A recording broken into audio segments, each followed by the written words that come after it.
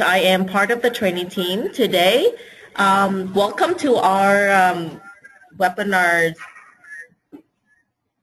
our webinars training today. Our topic is on how to de-escalate the situation, create calm and connection. Let me introduce you to the trainer today. Her name is Glenda Mattinson. And a little bit about Miss Mattinson is she has her master's degree in organizational psychology and is an international certified trainer in compassionate communication, also known as nonviolent communication. She has been teaching webinars and in-person training on this topic for more than 10 years. The participants really appreciate her clarity and her warmth with this topic, and the image that she used on the training is what we call it, keep things stick with their memories. So a little bit about her is that she has passions in helping people in conflicts or in the grip of strong emotions, find the calm and connections with others. So with further ado, let me introduce you to our speaker. Before that, some housekeeping. If you have any questions, please type in the questions bar, and the speaker will, and please allow her whenever she has time to pause for questions, she will answer your questions.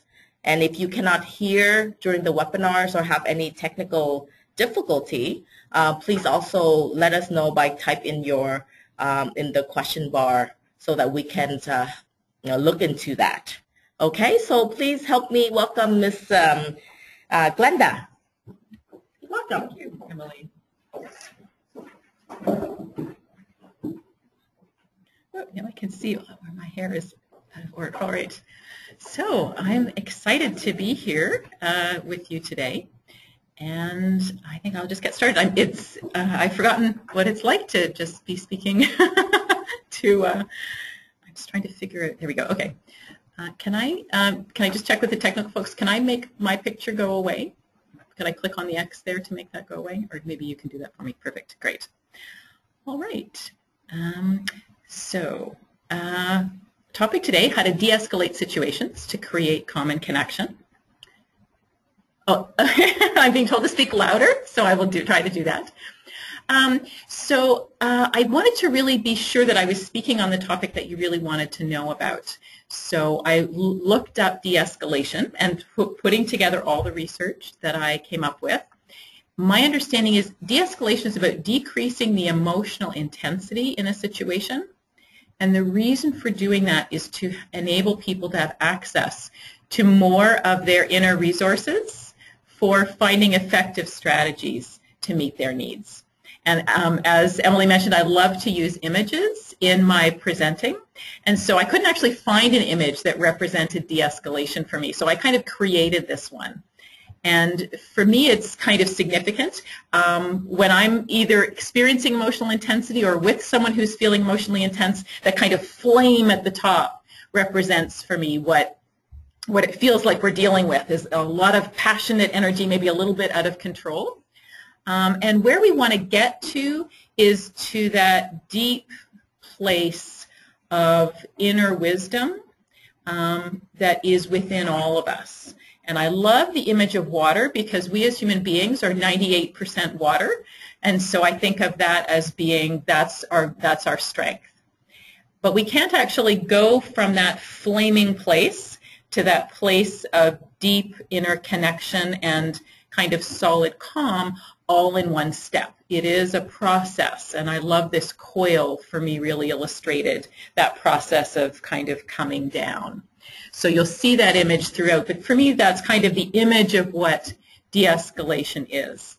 And when we have access to those inner resources, then we have the ability to find effective strategies to meet our needs. And I believe this is what you're wanting to do with your clients, is to help them de-escalate the energy so that they can access their resources, and find strategies to meet needs. So, disclaimer right up front, my goal today is to give you perhaps some additional tools to add to the toolkit that you already have. And every emotionally intense situation is different, so you should always use your best professional judgment and intuition in the moment. You will have access to a lot of information that we can't possibly have access to today. So use all of that and use your judgment and intuition to determine whether what we're going to talk about today is most helpful to you, or if there's something else that would be better for you to do. Remembering that the physical safety of everyone involved, including yourself, is always the top priority in any situation. So there are basically 6 basic topics or objectives for today. Excuse me, I'm managing my voice right now. So the first is to understand the purpose of emotions. So if we want to de-escalate something, it's a good idea to know why it's there and what its purpose is.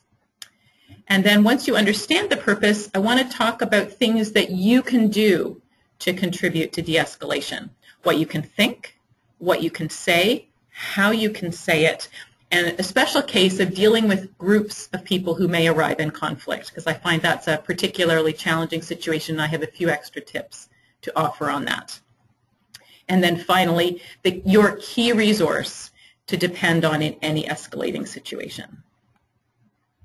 So in terms of questions, I will pause at the end of each section for you to type in questions or for me to review the questions. I find with this kind of material I get a lot of what-if questions, which I love, but they are time-consuming to answer, and I want to make sure that we cover all of the information today. It's a pretty packed agenda, so unless I sense a particular question is vital to understanding what I just presented, I'll probably wait until the end to try to deal with anything beyond that, again, just to ensure that we cover all of the planned material. So, diving into topic number 1, the purpose of emotions. And here are 4 of the common emotions that people may experience. So the purpose of emotions, we take in information with our senses. You can see this little guy's eyes and his ears. And as we take that information in, my experience is at every moment we reach one of 2 basic conclusions. Either things are going to be okay in this situation, my needs are going to be met, or I conclude things are not going to be okay. I'm not confident that my needs are going to be met.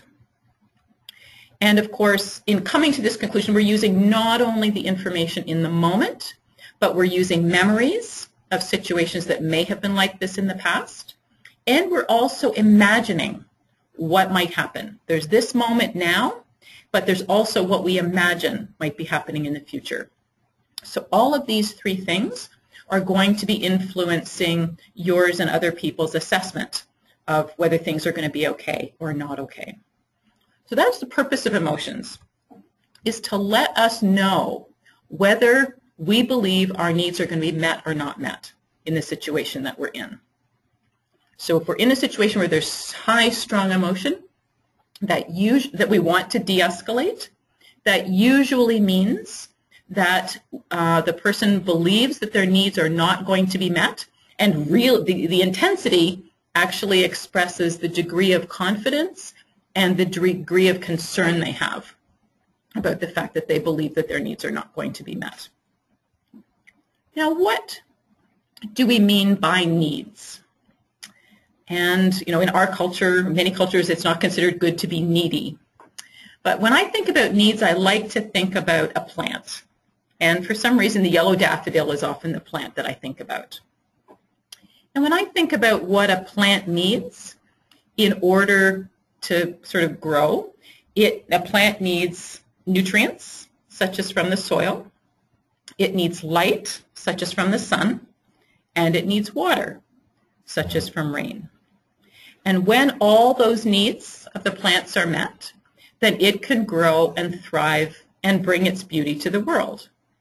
And I believe that we as human beings are exactly the same.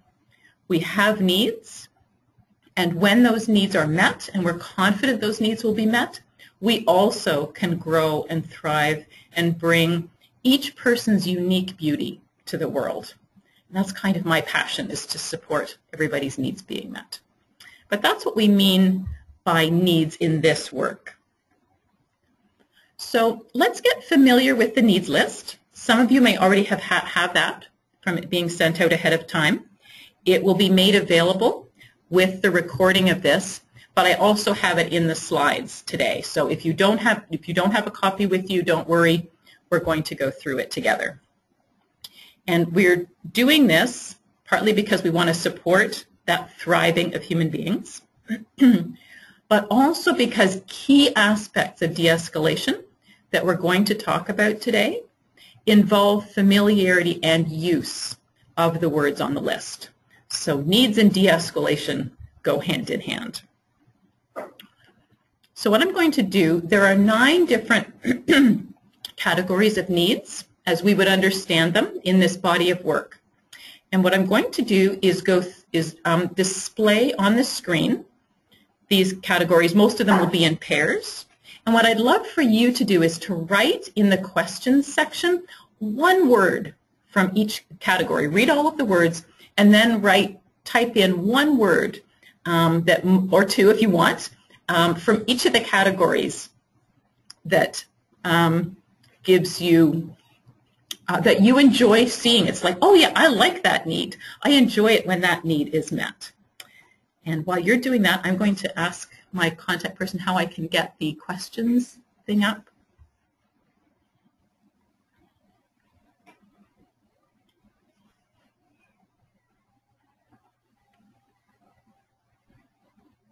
There we go, great.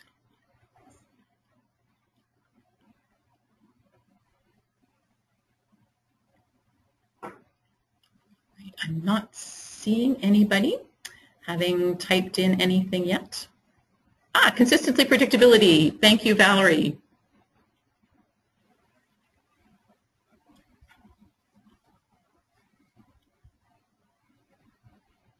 Health and comfort. Thank you, Amy.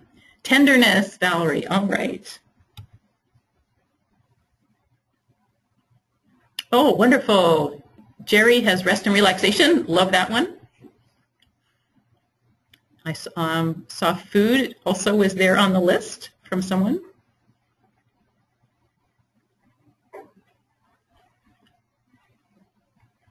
Shelter and bonding. Thank you, Susan. Caring from Anne. Comfort from Allison. Deanna had food and tenderness. Great. All right. Okay, so we seem to be scrolling here. So we have 1, 2, 3, and 4. There we are. Mental and autonomy. Right at the moment, I can't see both at the same time, but we're going to figure that out, I know. I apologize. The technical person is doing their very best to help me out here, and that's meaning some clicking around. Health. All right, Anne, thank you. All right. Thank you very much to a technical expert here. So we're now on mental and oops.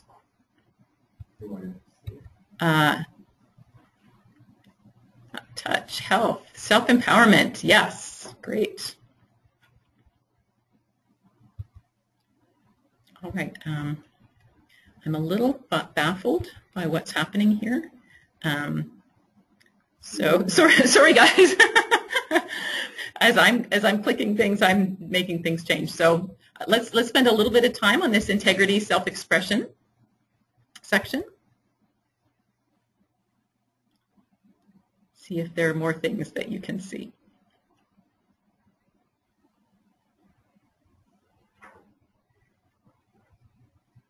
Authenticity. All right. Honesty and respect. Thanks, Kelly. Nani, I think, said respect. Great. Purpose and meaning. Teresa, yes. Growth from Allison. Respect and growth from Amy. All right. Meaning, yes.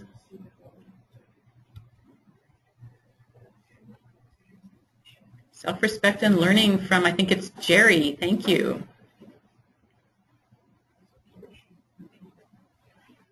All right, this is a big category, the interdependence category, the thing that we want to receive and to extend to others. So, love to hear what are some of the words that are standing out for you here.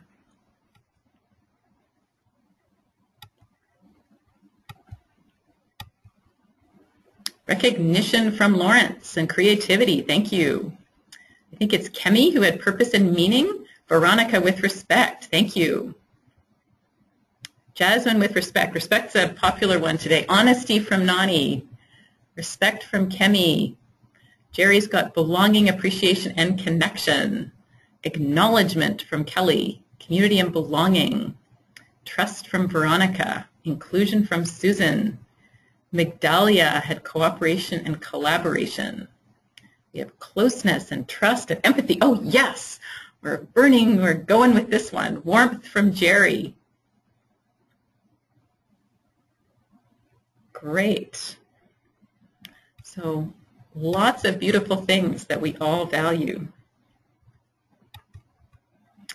And categories 8 and 9, spiritual energy and celebration of life, including this unusual concept of celebrating losses. Compassion from Kelly and Lawrence. Peace from Deanna. Harmony and peace from Valerie and humor from Deanna. Pleasure from Veronica. Humor from Kemi. Equality and humor from Anne. Harmony and excitement, mutuality, oh, they're coming thick and fast. Aliveness, yes. Play and pleasure. Grace, yes, from Annie. Beauty, play, and mourning limitations from Jerry, yes, and Jasmine also mourning our limitations. Intensity and passion from Lawrence.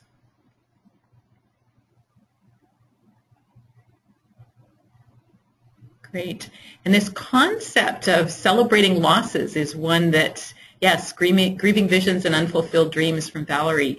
Yes, these are, this is a concept that was quite strange to me at first, the idea of celebrating losses, but I think it doesn't make logical sense to me, but there's a kind of a heart sense to it, that it's so important for us to acknowledge things that either have been with us and have been lost, whether it's a person or a vision and dreams, or perhaps a dream of how I want to be myself. I have a certain way that I want to be in the world, and I'm not always able to achieve that. So creating some space to actually mourn that is so powerful. So thank you. That was really fun to be able to connect with you as we explored this. So all of these words are very powerful, and we'll be exploring more about them as we continue in the webinar. So why is it helpful to focus on needs? Well, as you probably noticed, needs are positive and intangible. This means there are many ways or strategies to meet a particular need.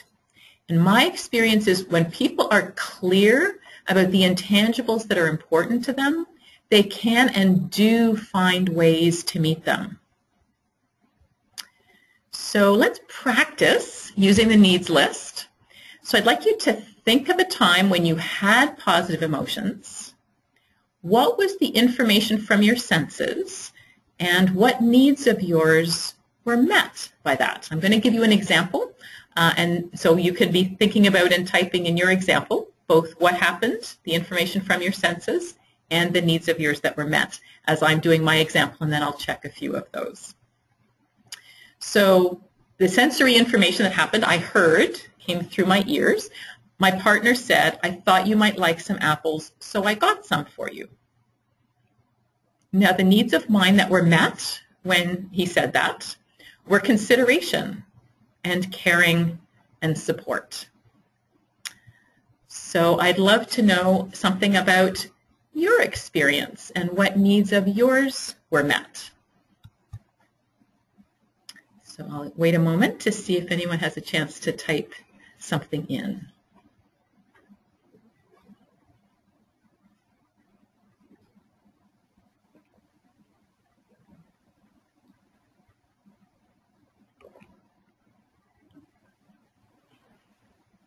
If you're watching the recording, this would be a great chance for you to actually try this out yourself.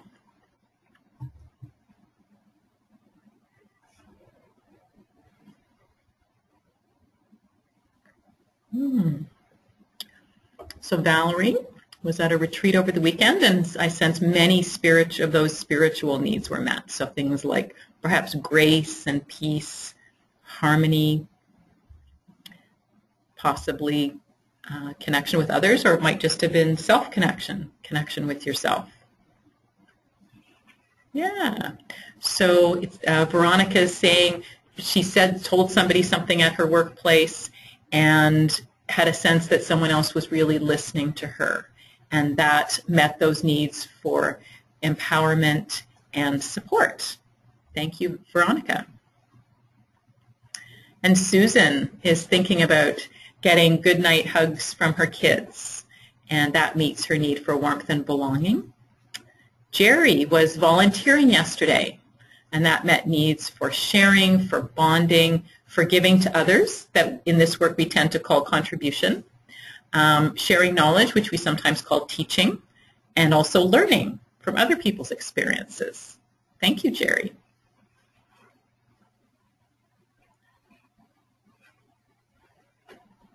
Great.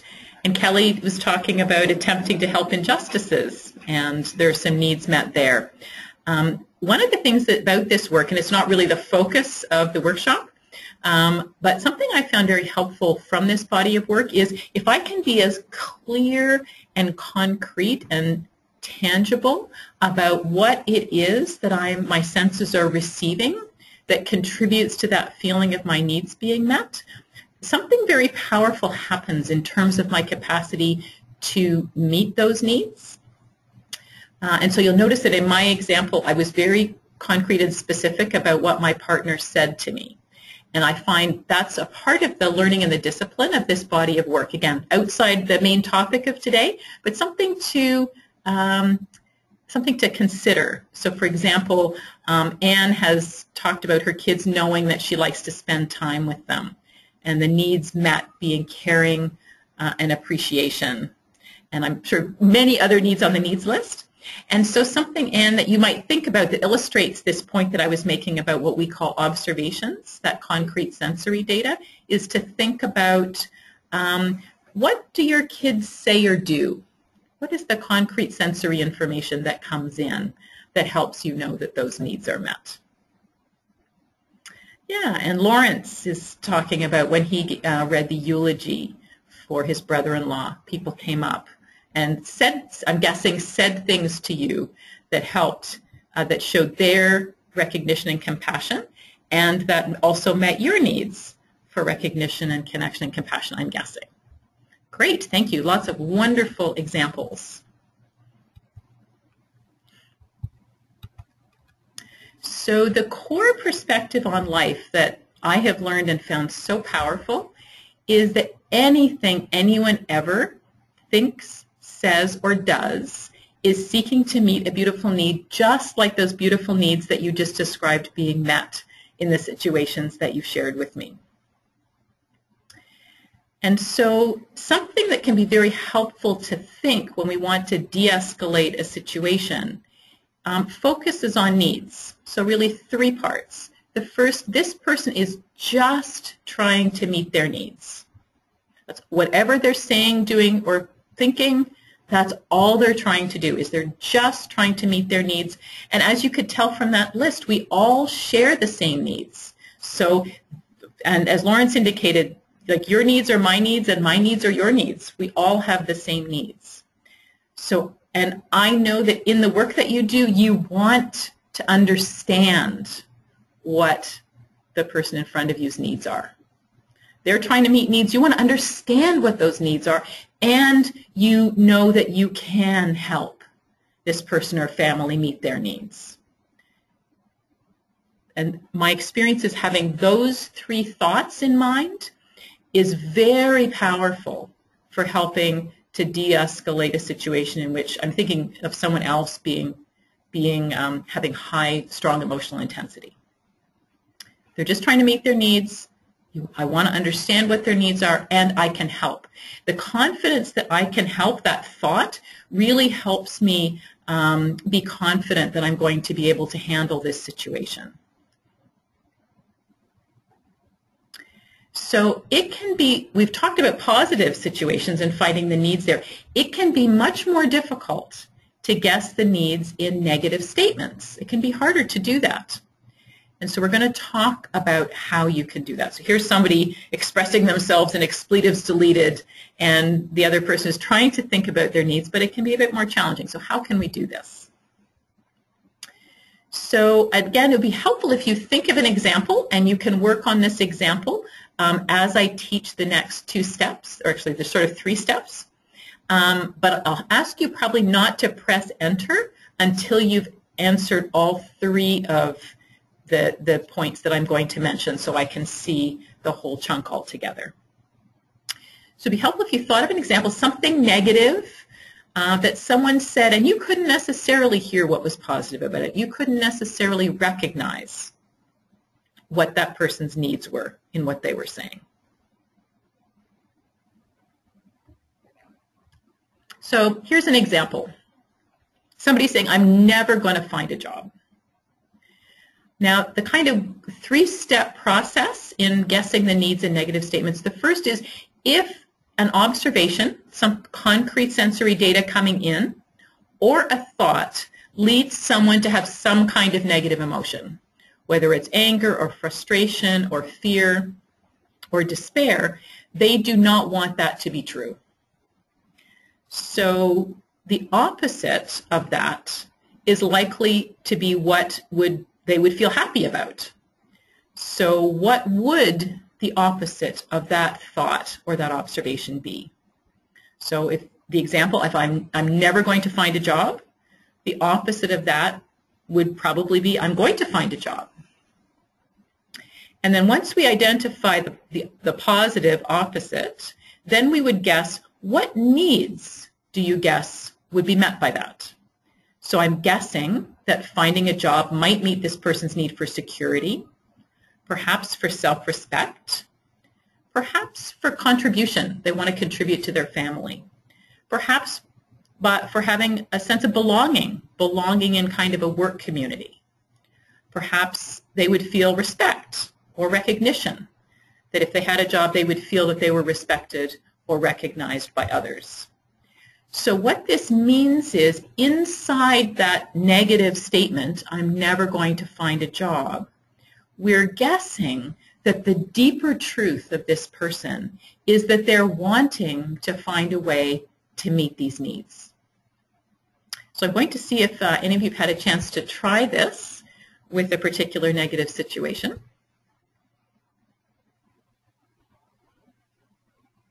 So great, Amy's offered a possible statement, I'm too old for this.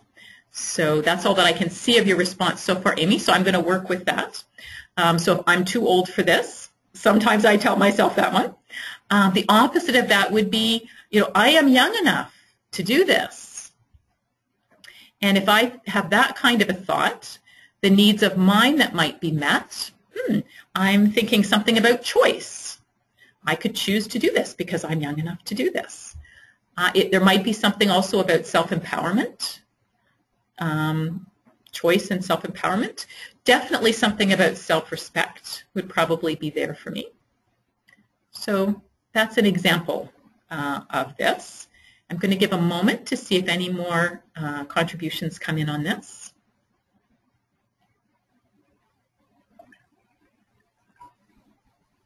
And again, if you're watching the recording, you might try doing this with your own example.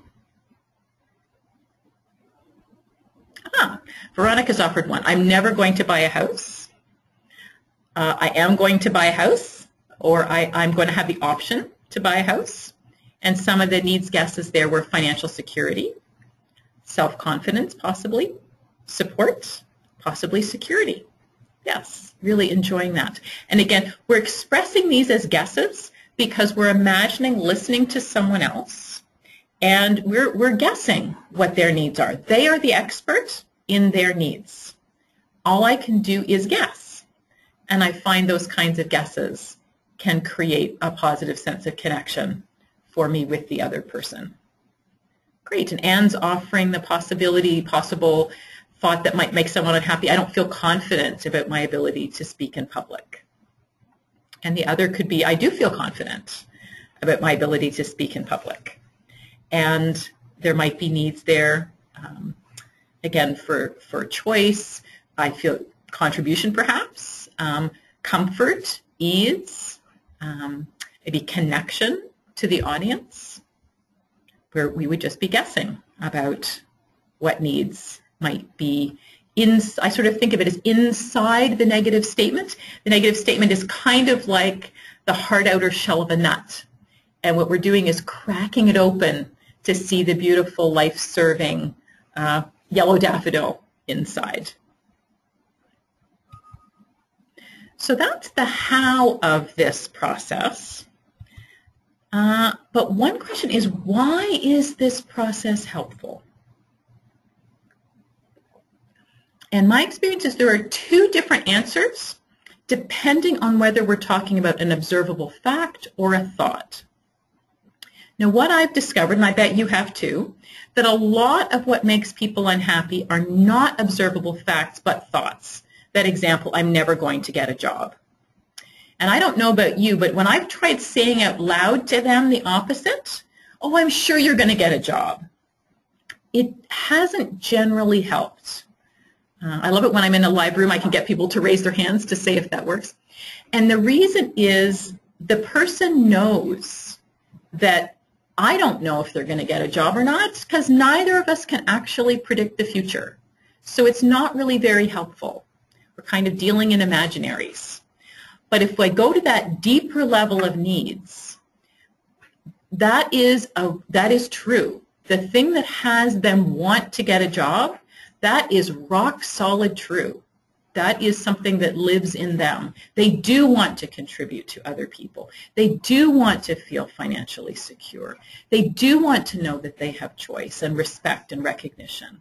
So I find that that gives people a lot of comfort because it's taking them to something that is really deeply true. And there's a great deal of relief and comfort to be known at that level, and to be known at that level in kind of a positive way. We'll talk more about the positive aspect of that. So that's why, that number two, why this is powerful when we're dealing with thoughts or ideas, things that are not actually physically real. But I also find this process is helpful even if we are dealing with reality. So if the reality is someone does not have a job right now, or their landlord is telling them they need to move, or they have had to leave their residence. Obviously, those are very difficult circumstances to deal with. And the truth is, we don't, as human beings, we do not always have control over all of the things that we would like to have control over. There are going to be things that are going to happen that we are not going to like. That is a part of the human condition that none of us can change, and you can't change that in the moment for your client. But if we can connect to what they're wanting, those deeper needs, because needs are intangible, there are many different ways to meet them. So if we look at recognition or respect, there are many ways to meet needs for recognition and respect.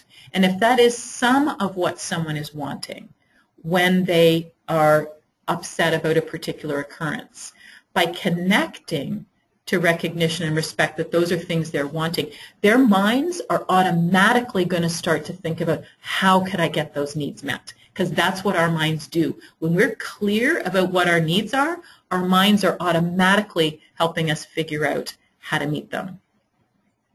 And so that's why this process is helpful. And we'll talk about why it's important to do that focusing on positive energy in a moment. So in summary, one of the reasons why it's helpful to focus on needs, and here is just connecting to what's important to someone in a positive way can help people feel better. Connecting to these intangibles in a positive way can help them feel better. Now, we're talking at the moment about something that's a little bit further down the road, which is about what you might say to people or what they might say to themselves. But we need to understand the benefit of this in the future in order to understand the benefit of thinking about it in the moment. So that's, and I sort of think of this, I love this little magic guy. Like, needs are kind of magic. Putting people's attention on needs, putting my attention on needs is magic. It helps to actually shift our emotional state, which enables us to be more creative, which enables us to find solutions to things that we would like to be different. So to kind of summarize in terms of what to think to help to de-escalate a situation, if someone says something negative, like I'm never going to get a job, then I might be sitting there thinking, okay, what's the opposite? Kind of what are they wanting? Oh, they're wanting to get a job. Let me guess what needs it would meet for them to get a job. I'm guessing you're wanting security, self-respect, to feel good about yourself, to contribute to your family, the things that we've been talking about so far. And there's a key thing that I've realized that I do inside that I've started sharing it with people, and they've been able to use this technique more effectively. As I imagine each of those needs, I'm actually, in my mind, I'm seeing it being met. So if the person is wanting security, they'll have some image of security. Maybe I'll see them holding money, or maybe I'll see them standing in front of a home that they love. Self-respect, to feel good about themselves. I might somehow imagine them in a situation where they're doing that. To see them contributing to their family, I might just sort of have this mental image of them giving something to a family member and seeing the smile on their face. If I think about them wanting respect and recognition, I see this big banner, you know, well done, whoever that person is, sort of standing in the middle of a group of smiling and clapping colleagues. I hadn't realized the importance of this. I was recently doing some reading on the power of visualization. So as I'm guessing each of these needs, I'm also visualizing it being true for this person with a sense of trust that this will happen. I often don't know how it's going to happen. I'm sure that's true for you. But holding that trust, visualizing that it will be met, I have been amazed at the power to actually make it happen. So why is just thinking this? Again, we talked about the power of sort of saying it out loud, but why is just thinking this so helpful to de-escalate a situation?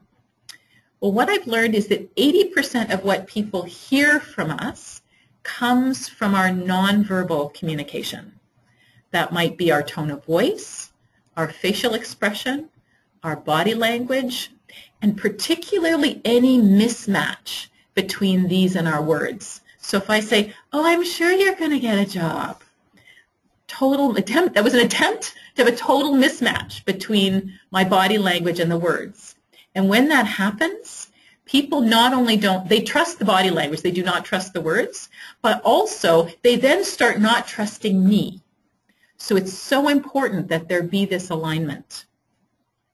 But we can't directly control our nonverbal communication. It is the direct result of what we're feeling and what we're thinking. So when we focus our thinking on needs in that positive way that I talk about, then our nonverbal communication is more likely to be positive. And so even if this other person is upset, they're in the presence of positive, confident, caring energy. And that's going to help de-escalate the situation for them. So another form of the magic of focusing on needs is when you, as a silent listener, even if you don't say anything, if your attention is on needs in that positive way, you are exuding a positive energy that is infectious. I sometimes think the energy that we communicate to each other is far more important than the words, even though I do a lot of talking with people about words.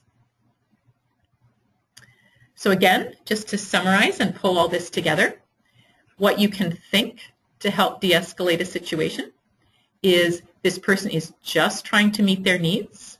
I want to understand what those needs are, and I can help this person or family meet those needs.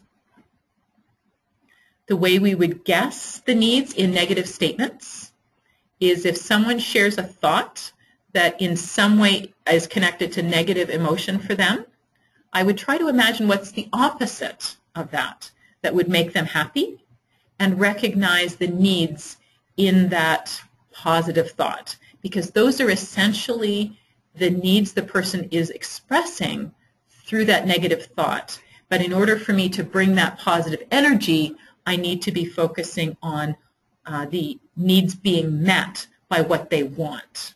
And that's why we have to do the turn it around. So any questions so far about needs or what to think about to support de-escalation? Again, I'll probably allow about 30 seconds for this. And if there are what-if questions, I'm happy to receive those, but I won't answer those at the moment. I'll focus on any questions about anything that was not clear about what I've presented so far.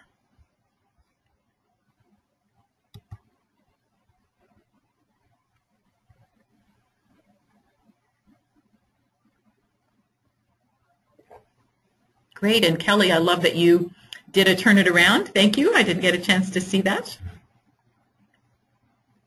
And Kathy, I see your question to Maria. I'm confident that she will be able to send you that information. Valerie's letting me know that it's clear to her so far. Thanks, Valerie. I appreciate the positive feedback as well. All right, and Anne's asking one of those great what-if questions, how is this doable when mental health is a factor? It's a great question, Anne, and we'll probably come to it later. If you could think as we're going through the rest of the webinar, if you could give me any specific, again, of those observable examples of situations that you're wondering, how would I apply this, where mental health perhaps in the past has been a factor or where you can imagine it would be. Again, the more specific situations you can give me, the more likely I am to be able to support you with that.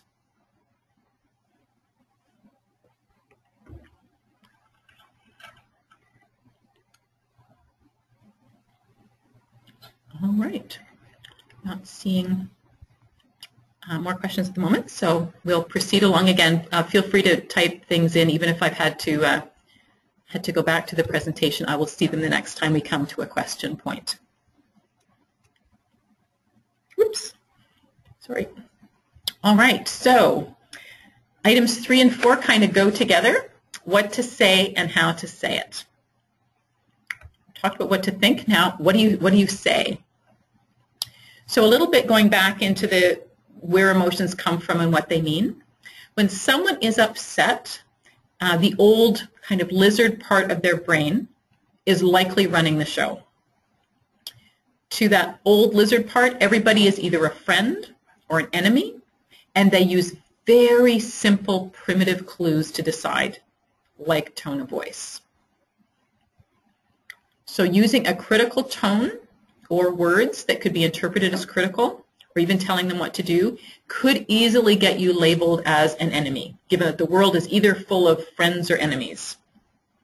And if they see you in that way, they may resist or lash out. And that's my experience why those curious, interested needs guesses are so helpful. Because if I'm curious, it's kind of like I'm putting myself kind of on their side. I'm standing beside them and trying to understand the world from their point of view. And in general, they are not likely to find that threatening. Another aspect of this is that we have the kind of old lizard part of our brain. That's where the negative emotions are associated. But there's another part of our brain that's the mammal part. And when we're upset, like maybe this baby koala was, it urges us to seek out others for comfort and support. It's part of our biology. We're built this way. This part of us likes a soft, soothing tone and gentle touch, which again may or may not be appropriate in the context in which you're in, but soft, soothing tone is an option. Now there is a complicating factor here that when someone is upset, they may want their energy to be matched in a positive, supportive, and non-argumentative way, but it non-verbally confirms that you get how important this is. So to illustrate this, it really would be your assessment in each situation and moment. Is this a moment that you sense this person would value that soft, soothing tone? Or is this a moment that they kind of need their intensity matched, again, in a positive, non-argumentative way, but that really demonstrates that you're getting how important this is to them? So I'm going to try and illustrate this. I'm always a little bit nervous doing this in the moment when it's just an imagining thing. But if you imagine that a client says, it's been 3 weeks and they haven't done anything. So if we imagine the possible verbal response is you really want some support with this. And again, you'll notice support being a needs word.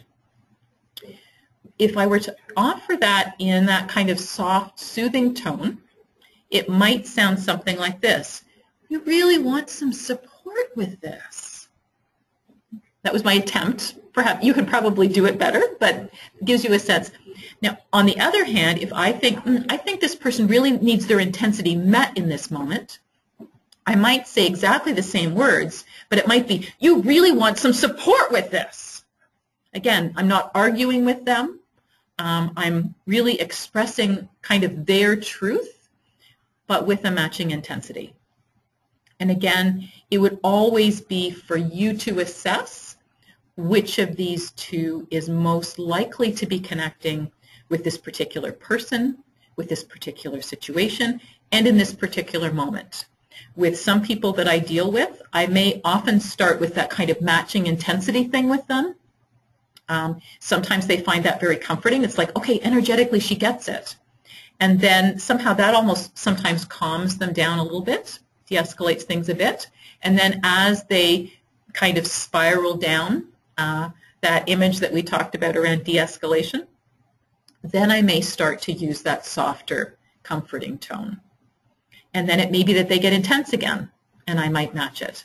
So it really does vary from moment to moment what is likely to be most connecting. And that's really the goal with all of this, is to try to have this person have a sense that you're connecting to and caring about their experience. So any questions about the tone of voice part? We're going to get into more of the what to say, but we've been focusing on the how to say it so far.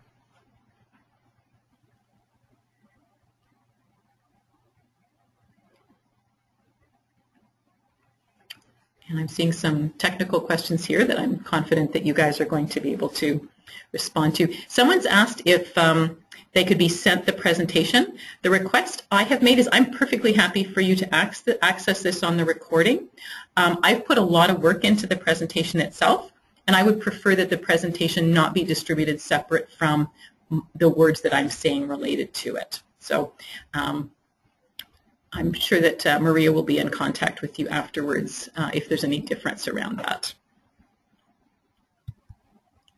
All right, I'm not seeing any. And Margarita, I'll just, okay.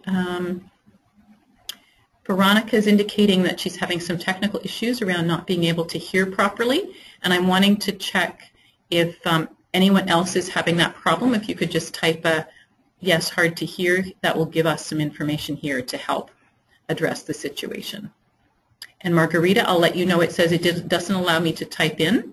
I'm able to read you, it doesn't allow you to type in, so that suggests you're able to type something. And Teresa's letting us know that she can hear us.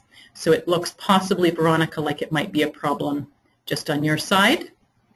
And Marzia is saying sometimes the voice is not coming clearly, and a couple of other people, Noelia and Veronica, are saying it's okay. So thank you guys for the feedback to help us ensure that this goes as smoothly as possible for everyone.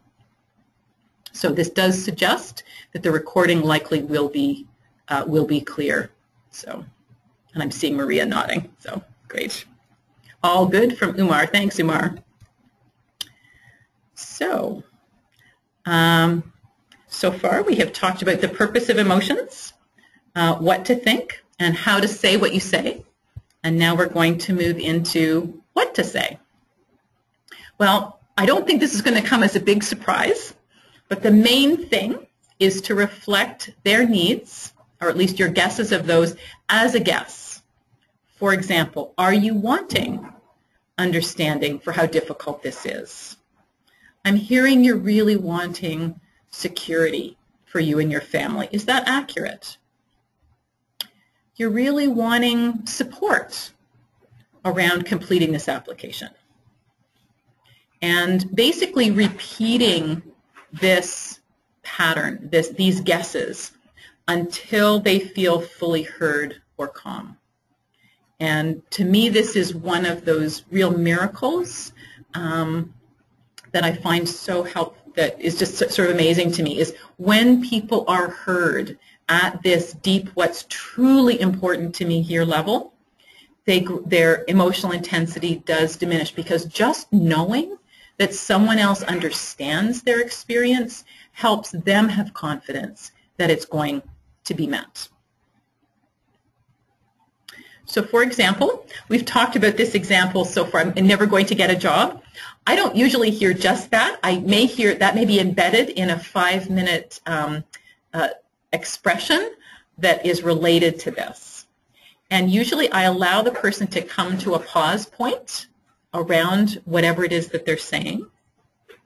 And then kind of from my heart, I will try to really understand the needs that they're speaking about wanting met. So in this case, I've put, you're really wanting to contribute to security for your family. Now you'll notice that my tone of voice there actually was a statement rather than a question, but I am holding it in my mind as a question, and I believe that comes across in my body language. So the other person may go, no, that's not it at all. I really want people to recognize my professional skills and give me a chance to show what I can do. Again, for me, that's great. I've made a guess.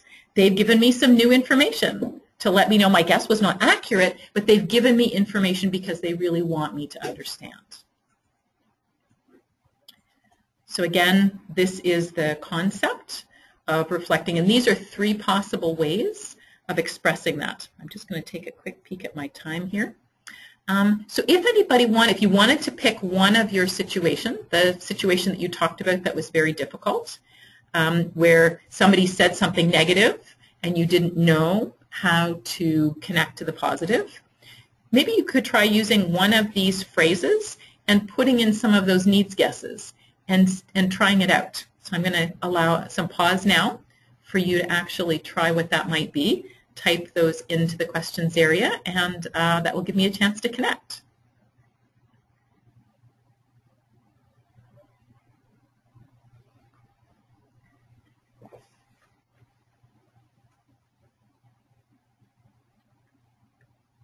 Great. So we have some questions about energy intensity.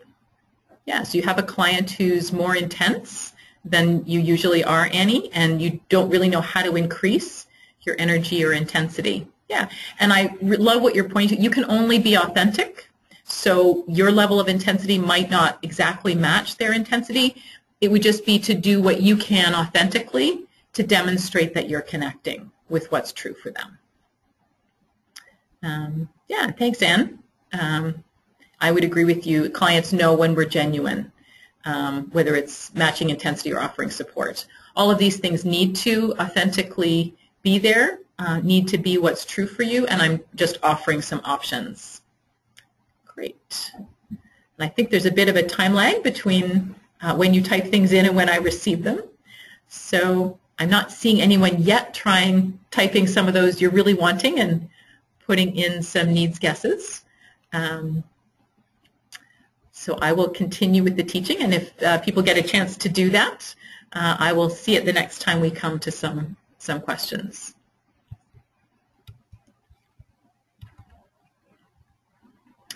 Now, as I said, this kind of reflecting or guessing what other people are needing is for me kind of the main thing that I'm doing when I'm trying to support someone to reduce their emotional intensity so they can access their inner resources and figure out how to meet their needs.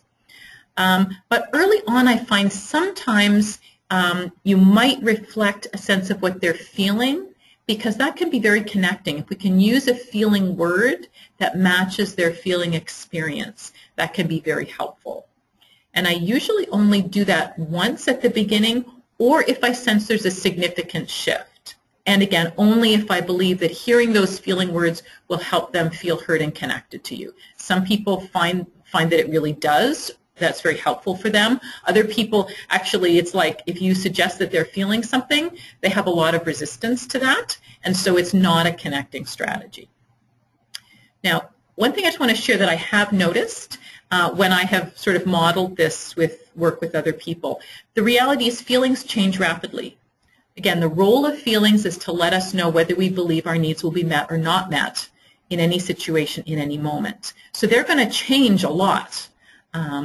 And so what I've noticed sometimes, again, when I've modeled this, is I might reflect a feeling once, and then I'll be reflecting people's needs, trying to connect to that deeper place of what they're wanting. And sometimes kind of observers or trainees have tended to repeat feeling words again, particularly negative feeling words. And they may be negative feeling words that are still kind of true for the person, or they maybe need feeling words that were true like 3 or 5 minutes ago. And my experience is that repeatedly reflecting negative feelings can actually keep people stuck in them. So I kind of use feeling words with some delicacy. Again, I find the really robust thing to reflect are their needs.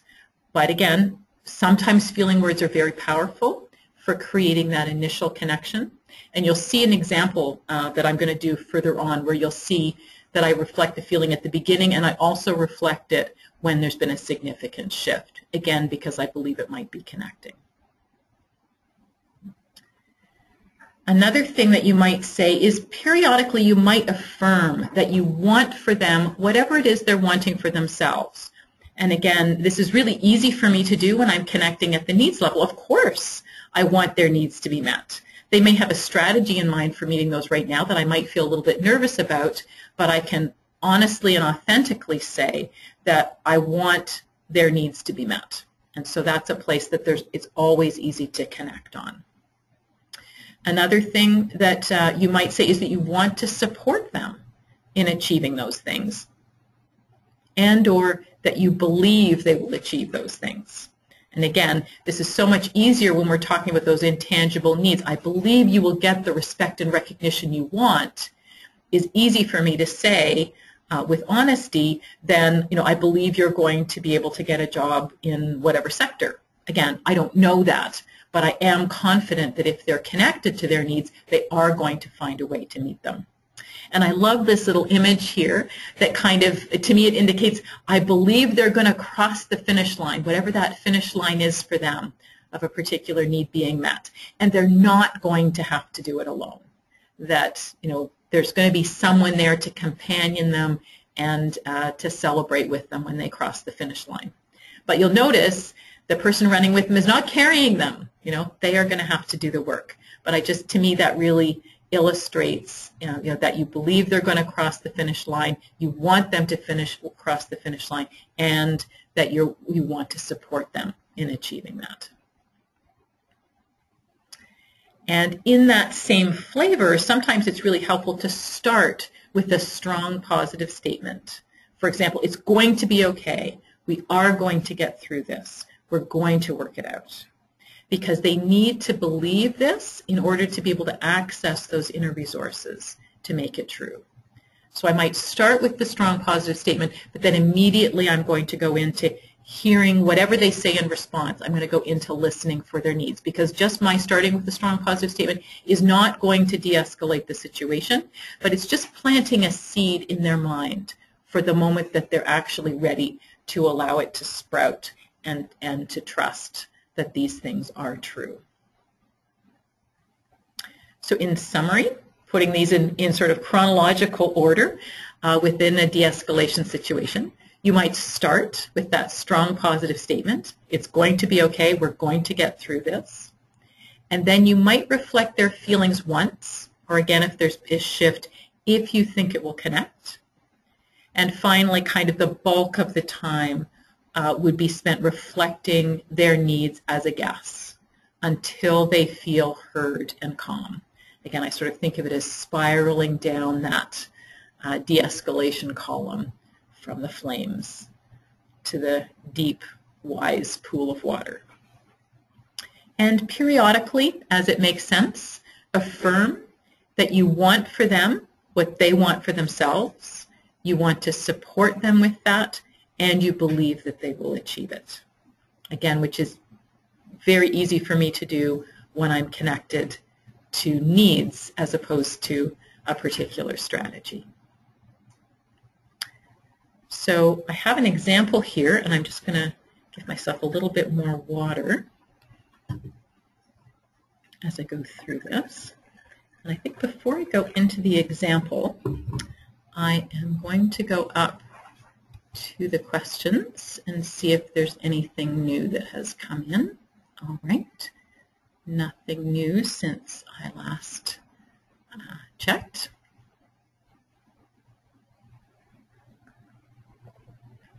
So I'm imagining that someone has come in and they're in some kind of intense space.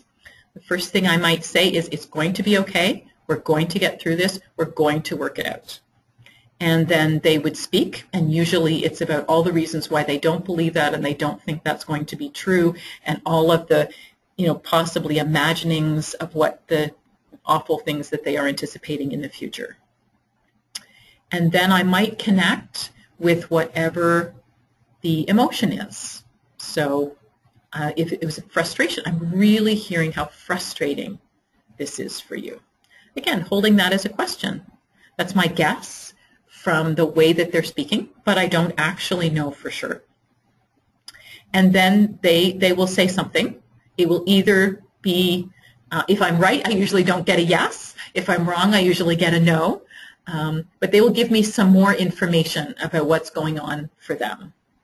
And I will just try to hear what it is that they're wanting inside whatever they're saying. So it might be, I'm hearing how much you want to contribute to security for your family.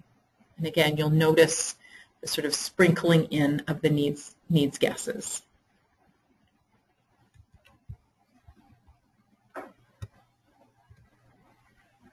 And then they would speak, and I would be guessing what the needs are in the next chunk of what they say. So perhaps it is, I'm hearing how important that is for you. Now this might be if my needs guess is for self-respect. Actually, saying you're wanting self-respect tends not to be connecting. I'm sure you found that. But hearing how important something is for someone to contribute to their need for self-respect tends to be more connecting. And perhaps it's the reason you came to Canada, to make a better life for your family, which might be a way that I would express a needs guess that they're really wanting that vision and dream that they had. Then they would share some more information about what's alive for them. And it might, my guess is they might have a need for predictability. That yes, and they've been waiting so long, and it's been weeks or months or years that they've been waiting for this. I might be guessing they're wanting some predictability, to be confident that this is going to happen.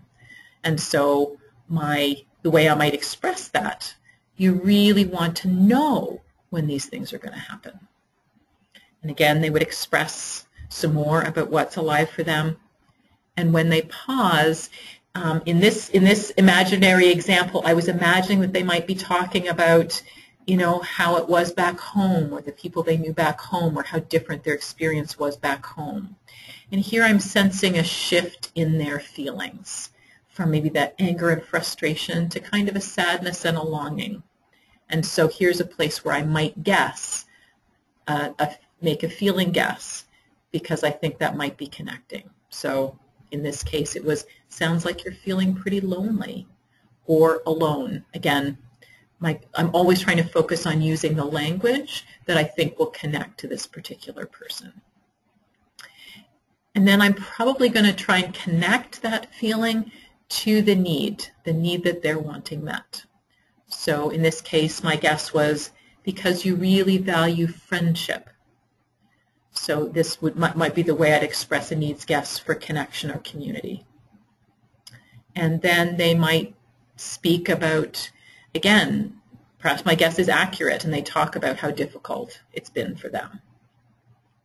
And so I might guess that they really want some empathy, which I might express as, you'd really like someone to get how hard all this is for you.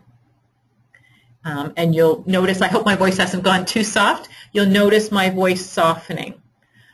Initially it was probably a little bit more of that kind of matching their energy, and now in a sense I am matching their energy, but I'm also moving into that kind of gentle, warm tone. And we would just continue in this way, just guessing what's important to them, guessing what their needs are, putting that in kind of everyday connecting language until they feel calmer. And then that might be a moment that I sort of bring in that shared crossing the finish line image. I'm confident that you're going to achieve that. I'm here to help because I want all of that for you.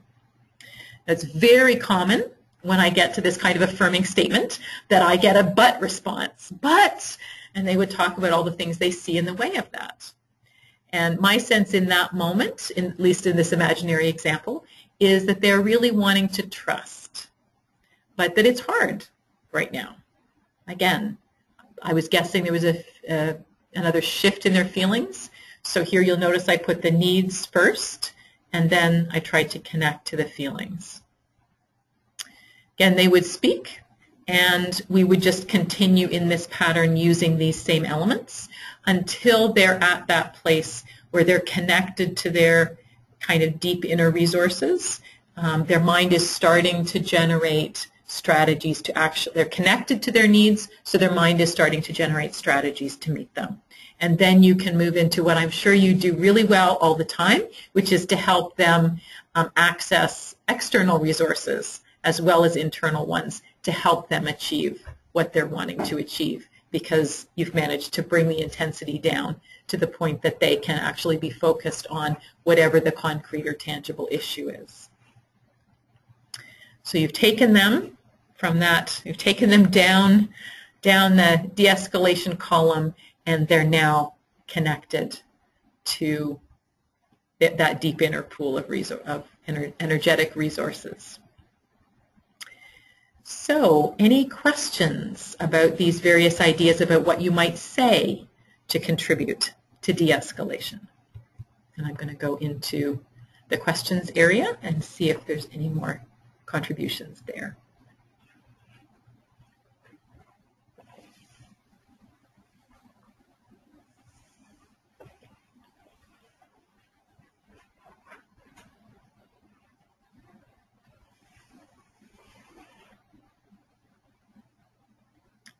And if someone, even if you don't have a question, if you could just type something so I know that I'm still connected to some folks out there, that would be very helpful.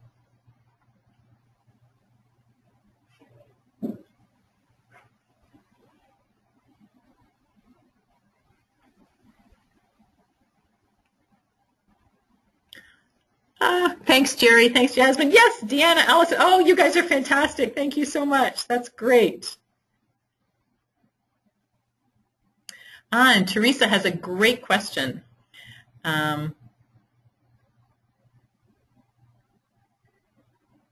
Great. Oh, fantastic. Thank you guys so much. This is great. I'm so glad I asked.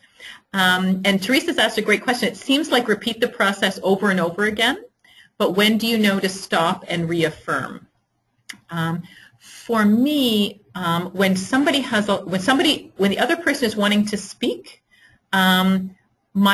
generally I'm going to stay with them. That if they have stuff that's alive to say in this kind of situation, I'm just going to stay with them. What usually happens is that they, as they feel more and more heard and they're connecting to those inner resources, usually what will happen is either their speaking will slow down, there will get to be more pauses between what they say, and or they may start in a calm way to talk about possible next steps. And when they do that as their speech stops, that's often kind of, it's like the pressure for them to speak is done, then I may do the reaffirmation.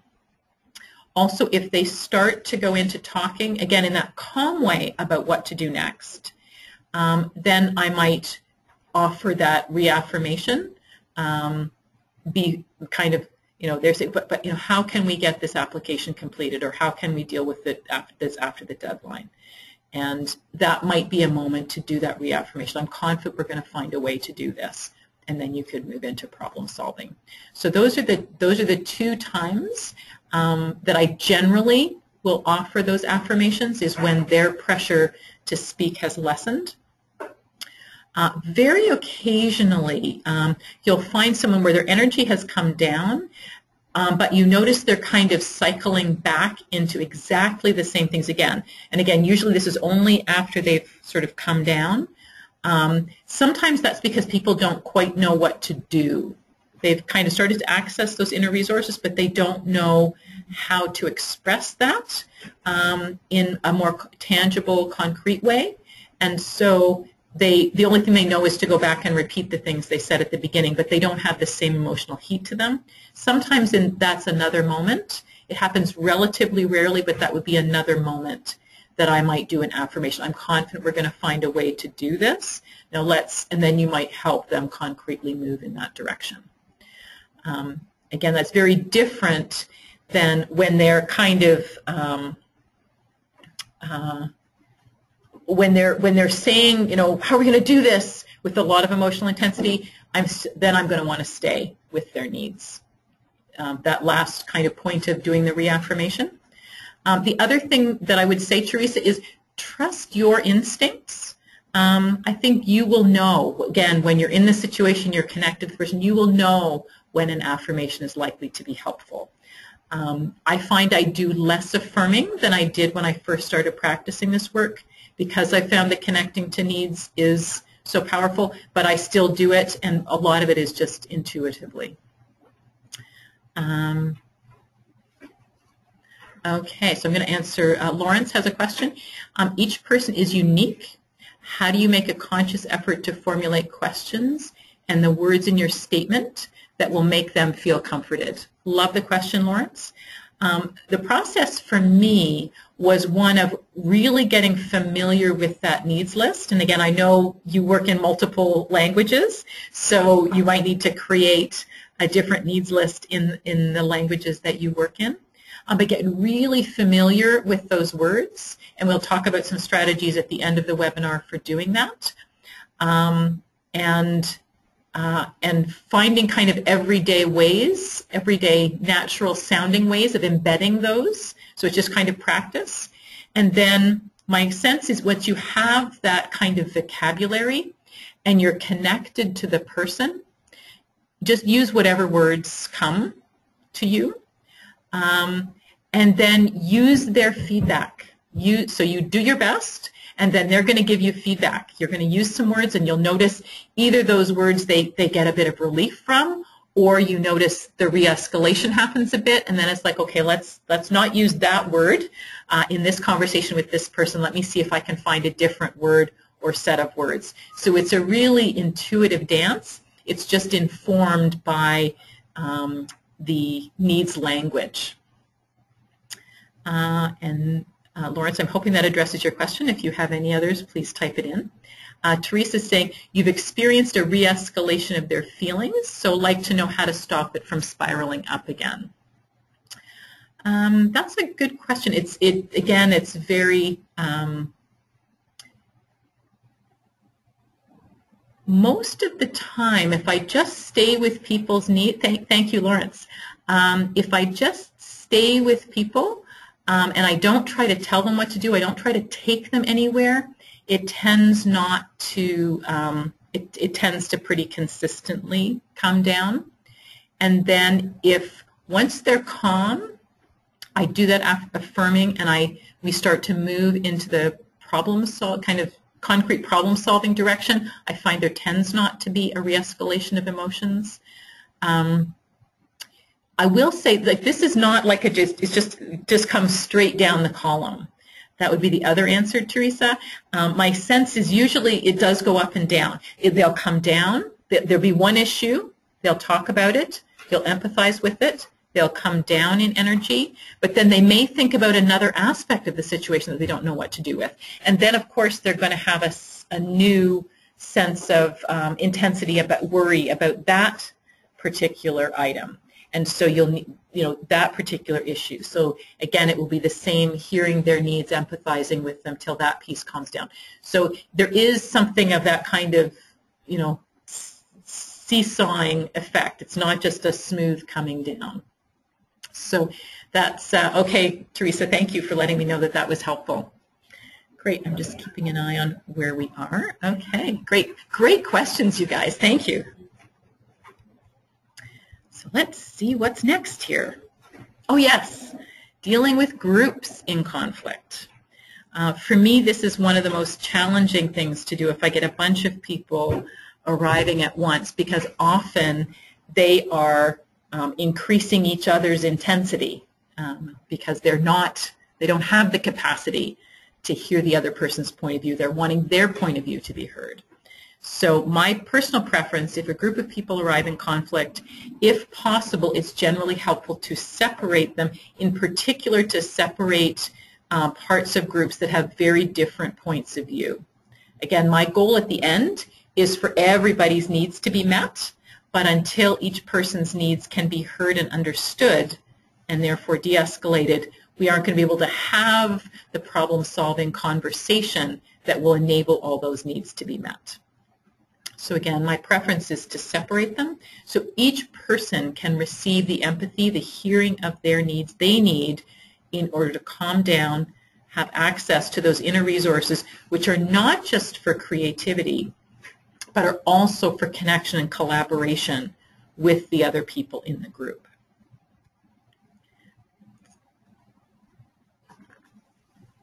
So again, you might start with a strong positive statement to everyone, then explain that you need to work or you want to work with them one at a time to ensure that each of them is heard fully, and then choose the person you feel, again, you need to work with first, again, using your intuition. So for example, it's going to be okay. I'm here to support you all. I want to hear each one of you fully. I can do that best one at a time. So Chris, will you come with me? Robin, please stay here with Pat. I'm assuming the two of them are kind of on the same, have the same point of view on this issue. I will come for you as soon as I can. If you're worried I've forgotten, you can ask Kay, Kay being a coworker or a receptionist, to check with me.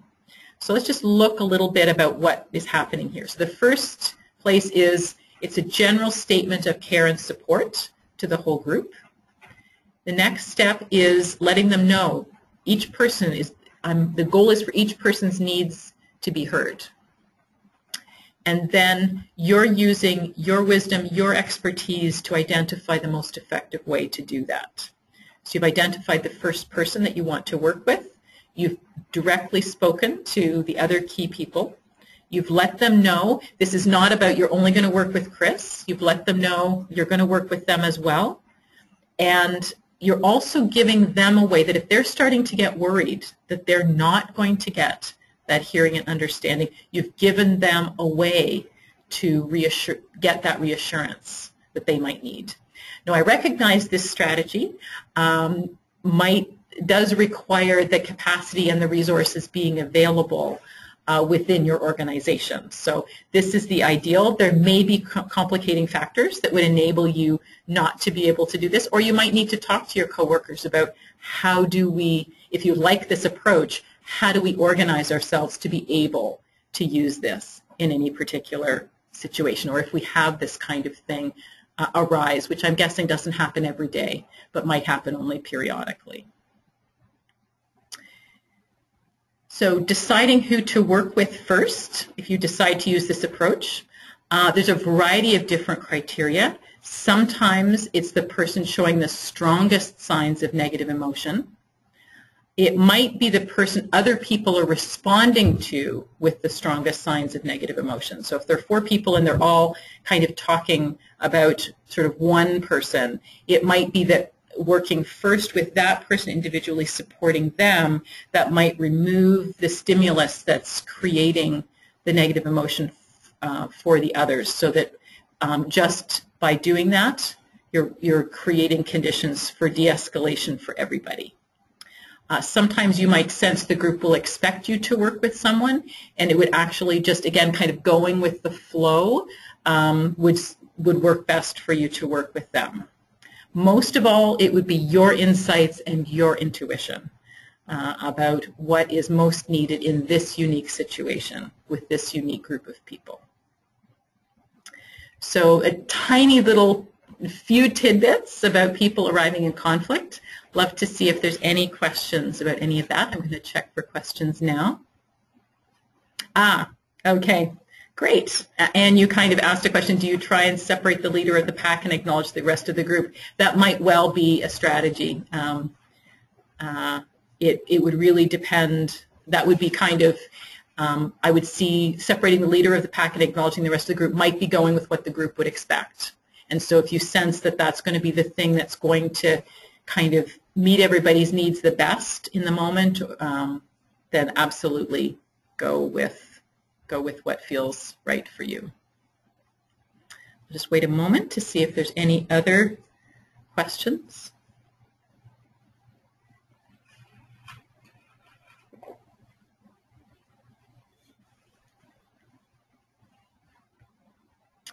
All right. Not seeing any at the moment, so I will continue on. So we've gotten to the item number 6. Your key resource, again, is your own professional training, judgment, and intuition. And the intuition will be both professional intuition and personal intuition. Again, I've intended to offer you tools that I have found supportive, that I hope you will find supportive, but every emotionally intense situation is different. And again, when you're in that moment, you have access to a rich array of information that's only available to you as the person, as the professional in that situation. And your sense of what's the most effective thing to do may change from moment to moment as new information comes to you from the person or people that are around. And I would always want you to pay attention to what you believe is the right thing to do with all of the information you have. When I was in my 30s, I came up with this expression: the only real mistake is making someone else's mistake. So if you were to do what I'm suggesting to do, and you didn't think it was the right thing to do, that would be making my mistake. Only if we do the things that we believe with all of us, all of ourselves, the professional side and the personal side, only if we use that information and make decisions based on that do we get the chance for true learning. You may be right, you may not be right, but if you do anything other than what feels right to you, you won't get the chance for learning from that situation, and that's what enables us all to get better and better at what we do. Always remembering that the physical safety of everyone involved, including yourself, is always the top priority. If you feel there's any concern about physical safety, I would always want you to use whatever resources are available to you to care for yourself in that situation. That's also what will enable you to, and everyone else, to have continued learning. So before I do the review, I'm just going to do a quick check, see if there's any more questions. Nothing new has come in. All right, so this is kind of structured as a chance for you to kind of mentally see if you can remember some of these key points, because while I love that this is going to be recorded and you will have it as an ongoing resource, if it's a resource that's stored up here, you'll have much faster and easier access to it. So this is structured as there'll be one slide that has the question on it, and I'll allow probably about 15 seconds, and then I'll show you the answer, so you'll get a chance to do a quick mental, or some of you may like to do your own written assessment.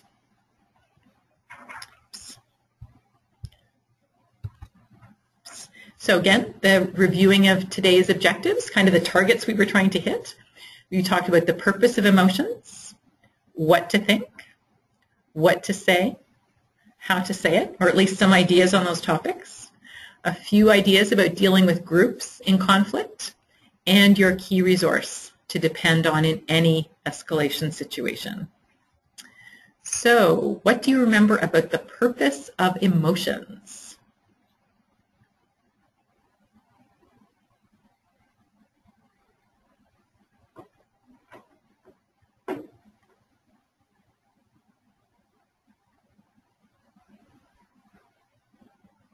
10 seconds is a really long time when you're sitting here waiting for an answer. So my understanding is the purpose of emotions is to let people know whether they believe their needs will be met or not met in the situation they're in.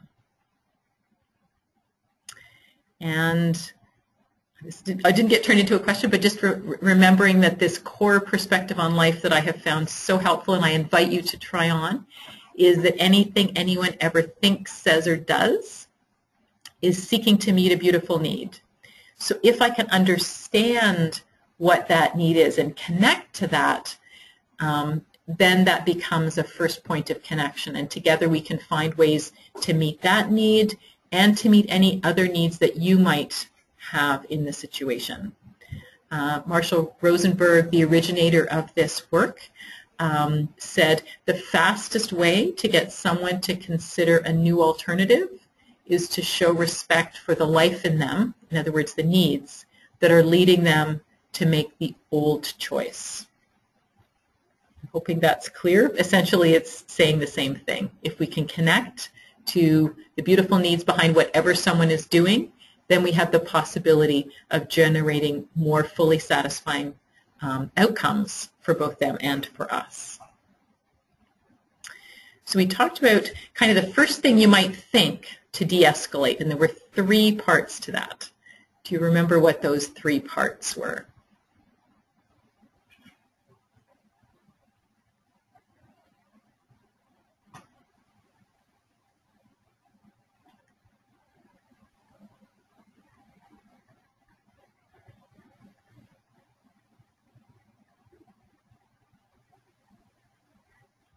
All right, well, my sense is the 3 pieces were, this person is just trying to meet their needs, I want to understand what their needs are, and I can help this person or family meet those needs.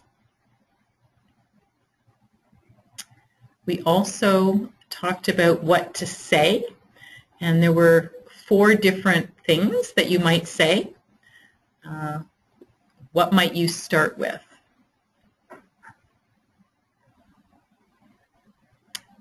And what might you do related to feelings, and when would you do that?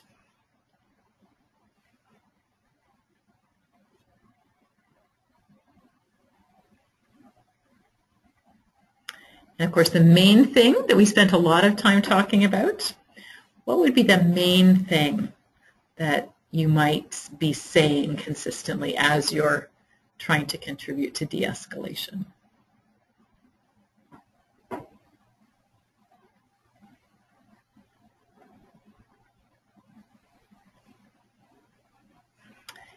And then finally, what might you periodically affirm? There were 3 things that you might affirm.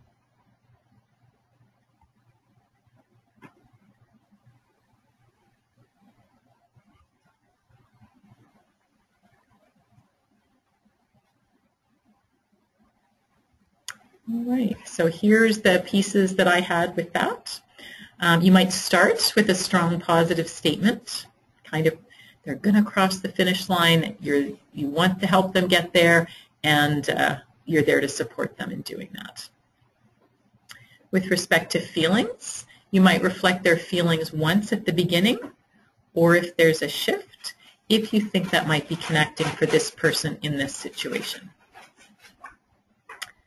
The main thing that we've been talking about is reflecting that person's needs as a guest until they feel heard and calm.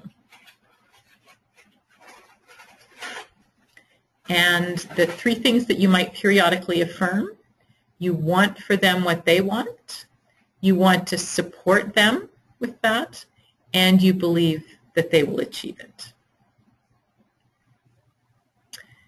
So we talked about what to say, and one of the main things that you might say is reflecting their needs as a guess. And there were three kind of what I call sentence stubs that we talked about, and I'm wondering if you remember what those three possible sentence stubs were.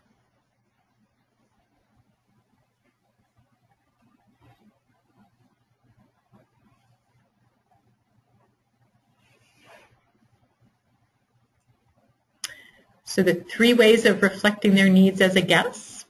The first one was, are you wanting? Whatever the needs are that you sense they're wanting. Another way is, I'm hearing that you're wanting particular needs met. Is that accurate? And the third way that might sound like a statement, but it's actually being held as a question. You're really wanting consideration and understanding in this situation. And repeating variations on those until the other person feels fully heard, and that has led to them becoming calm, or at least calmer. So we talked about it can be challenging to guess the needs in negative statements. This is probably the biggest skill I've worked to build up over the years. And we talked about the two-step process that you might use to guess needs in negative statements and be able to hold the needs that you guess with really positive energy. And it was, if someone shares something that makes them feel unhappy in some way, whether it's angry or scared or frustrated, what were the two steps to guessing their needs that would happen from there?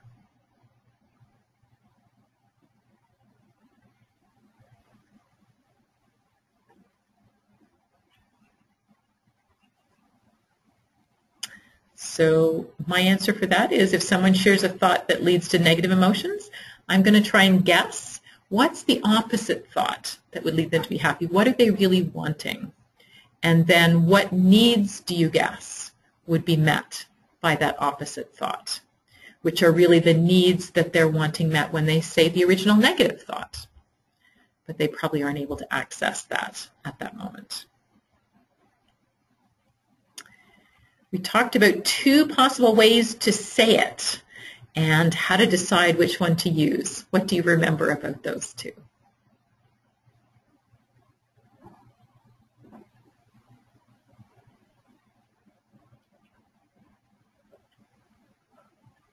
All right, the two possible ways that we talked about were the soft, soothing tone that, as mammals, is something that our physiology finds comforting, or that kind of matching their energy, again, with that positive need energy that lets them know you get it, you get how important this is.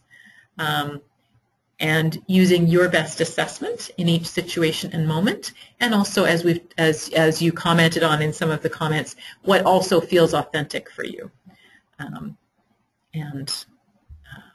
So finding a balance between what feels authentic for you and what you believe would be supportive for this particular person, this particular moment.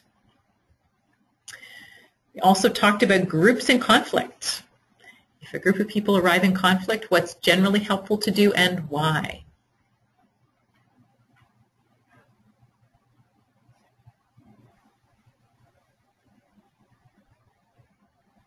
Yes, my experience, if people arrive in conflict, it's generally helpful to separate them so they can each receive the empathy, the hearing of their needs they need in order to calm down and have access to their inner resources, not only for their own individual creativity, but for connection and collaboration with the other people in the group. And finally, your key resource in any escalating situation.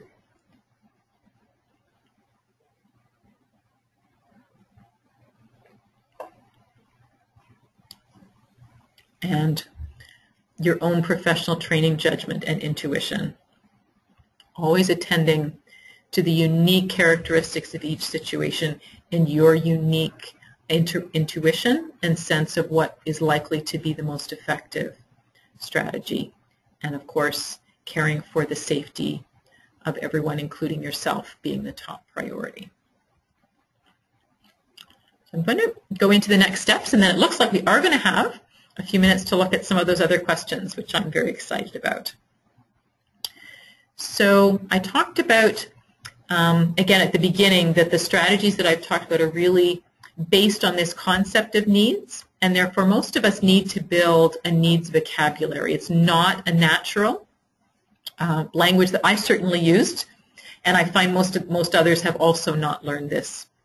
So one possibility is to keep the needs list with you and visibly use it with clients. So I always have a copy of the needs list that I carry with me, and you can bring it out, you can use it, you can share it with clients and saying, so I'm wondering, you know, what words on here feel like they're what you're really wanting in this situation. I wouldn't do that early on when they're in a highly emotional state, when they're in the kind of state that we've been talking about de-escalating, but just in everyday conversation, you might help them also start to get used to this idea about thinking about what are the intangibles that they're wanting, because that can enable them to be more effective in meeting their needs. The other thing I have done personally, and the students of mine that have also tried this have found it very effective, is each day identifying one thing you enjoyed and possibly one thing you didn't enjoy, and using the needs list to identify either what needs were met by the thing you enjoyed or the needs that you would like to find ways to better meet in the situation, whatever it was that you did not enjoy. For myself, whenever I did that and I identified the needs that hadn't been met, it was a natural process, and you may find this as well, to then try to figure out what could I do that would better meet those needs in that situation. So those are two strategies. The second one you might start with because it allows you to build up some comfort and ease with this needs concept before you start doing it with other people. But I will say, in my own exploration of this work, I got the book that I first learned this about. I've done lots of other learning since then. On a Friday night, read it from cover to cover, brought it to my clients on Monday morning and said, by the time you read this book, you will know as much about this as I do, but let's go on a journey together. So I will confess that I dived in and started sharing it with clients from day one, and that may or may not be your choice and your style. I'm not sure I would do it now, knowing what I now know, but it didn't seem to do them any harm. So I'd love for you to think about what was the most useful thing you learned or were reminded of today. Because my experience is, I've talked about a variety of different things. If we're wanting to incorporate new things into how we deal with situations, it's really helpful to have just one thing that we're trying to change at a time. So I would love for you to think about, you have many skills already. What would be the one most useful thing that you think would help you be able to handle situations that you encounter, in particular ones that you're wanting to de-escalate, that you could focus on incorporating into your practice over the next while? And once you've identified that one thing, then to make a really concrete and specific plan about at least one next time that you will put that strategy into practice. So you may not get a de-escalation situation, but you might be able to use that practice somewhere else. And to make a really concrete plan about what you'll do, when you'll do it, and where you'll do it.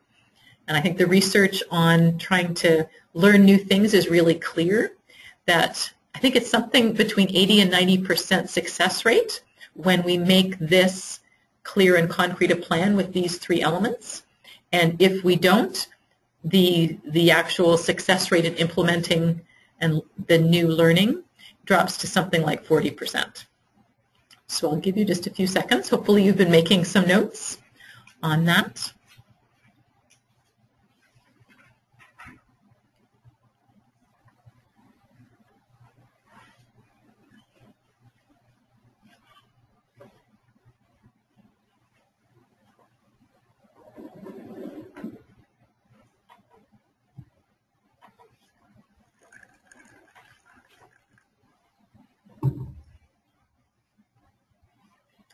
So obviously there are many additional related topics to this, such as caring for yourself after you go through de-escalating a situation. It generally takes a lot of energy. Also, how can you support colleagues after they have de-escalated a situation? One of my favorite things is to work with teams to review challenging situations and talk about how they could individually and collectively handle those more effectively. And of course, once you've de-escalated that group, you may also want to think about how you could support them in kind of peacefully and effectively making some kind of decision together. So CoachGlenda.com is where you can find me and other things that I support individuals and teams to prevent and resolve conflict. And I just mostly want to say a huge, big thank you for the opportunity to be here and for all your great support and questions. And I'm going to go there now. But Maria has just reminded me to ask you to complete the feedback at the end of the webinar. It will be an automatic pop-up, so you don't have to go anywhere. And I think it's relatively short. And I know that I always benefit so much from feedback, and I would love for you to support Maria as well with that information, which will help them in future planning. So maybe, Maria, how many minutes do I have left, or is that about it? 5 minutes left? All right. So I'm going to go back to the list of questions. All right. Thank you. So Annie, you're asking if you can have the needs list. And Maria's going to make sure that, I love these comments. Yes, and I love, Margarita, I love your summary. Each human being is trying to fulfill their needs in life, and we need to keep it in mind to try to connect with each other. Beautiful. Love, you guys were probably answering the questions online as I was asking them, and I love seeing the answers here. So I'm going to scan up. Okay.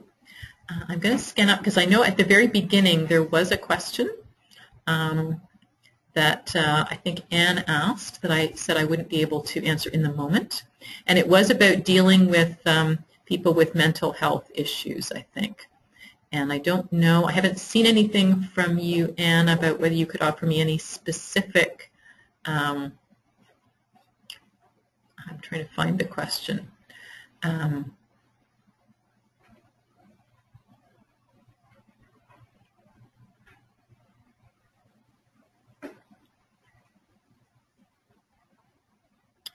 Yeah, I would agree. People with mental health issues, depending on the, thank you, depending on the situation, it really will take some creativity.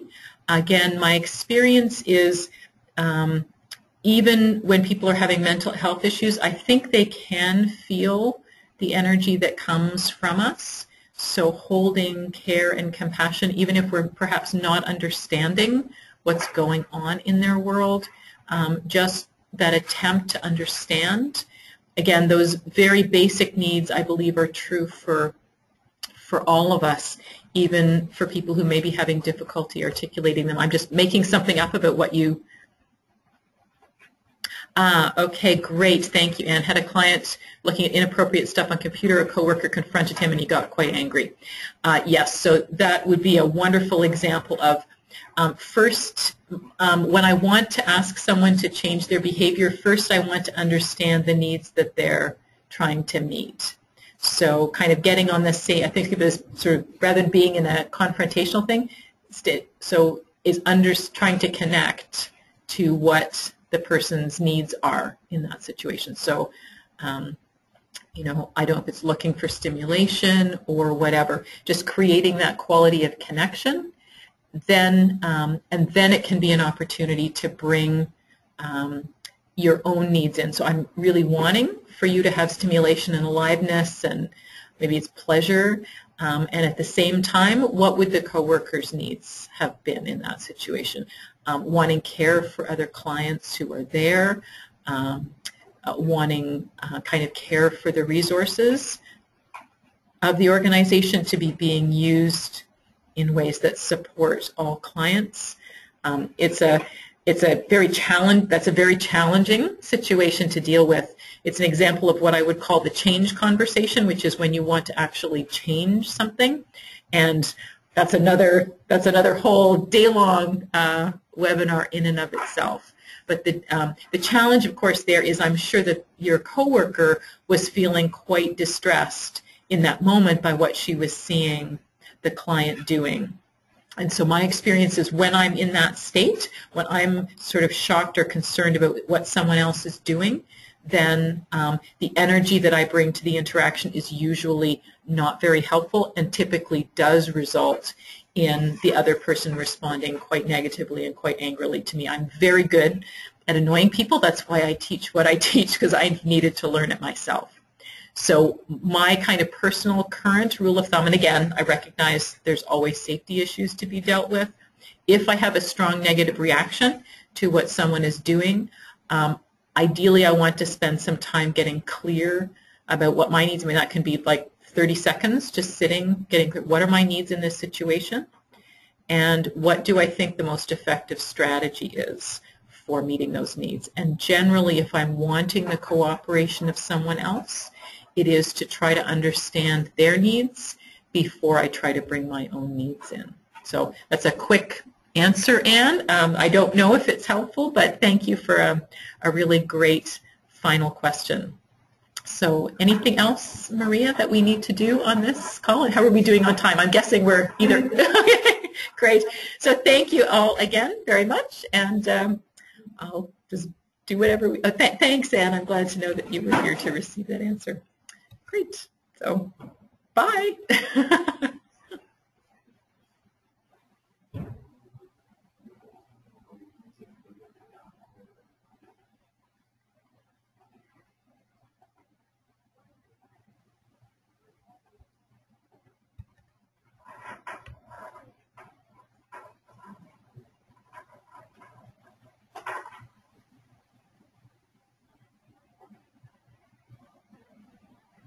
Great.